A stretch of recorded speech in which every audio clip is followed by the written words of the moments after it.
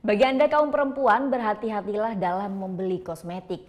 Cek kemasan, label, izin edar, dan tanggal kadaluarsanya sebelum memutuskan membeli sebuah kosmetik.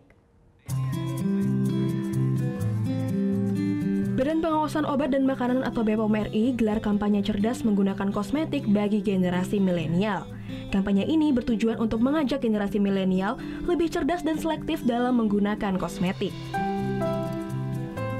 Apalagi saat ini penjualan kosmetik melalui media online cukup marak. Kosmetik hasil dari produksi rumahan yang belum terdaftar maupun teruji kandungannya pun semakin mudah beredar. Belum lagi banyaknya iklan kosmetik dengan iming-iming memberikan perubahan dengan cepat. Melalui kampanye ini, BPOM menghimbau kepada masyarakat untuk selalu ingat cek klik atau cek kemasan, label, izin edar, dan tanggal kadaluarsa.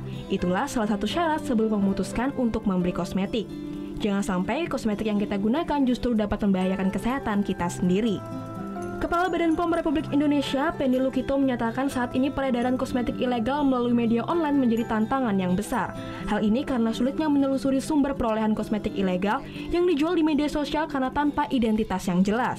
Fasilitasnya sendiri sudah ilegal, ya tentunya produknya ilegal. Kita tidak bisa membayangkan kandungan di dalamnya apa karena satu tidak higienik, ya.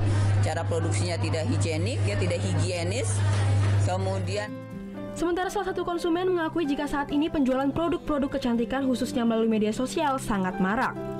Sekarang banyak banget make up yang beredar, kosmetik, terutama banyak banget make up palsu yang dijual oleh online shop dengan harga yang sangat miring.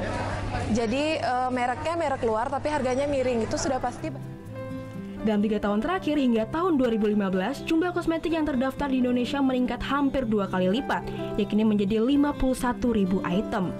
Meskipun kosmetik telah didaftarkan di Badan POM, pihak BPOM sendiri terus melakukan pengawasan dan uji kandungan secara berkala.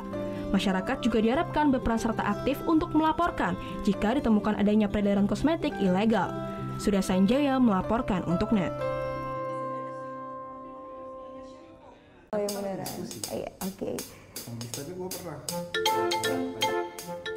Nah, udah kan nonton beritanya? Jangan lupa di subscribe, di like, dan juga di komen ya akun YouTube dari Net Bali. Terima kasih udah subscribe. Yang belum, jangan sampai lupa. Di sebelah sini nih. Notif subscribe.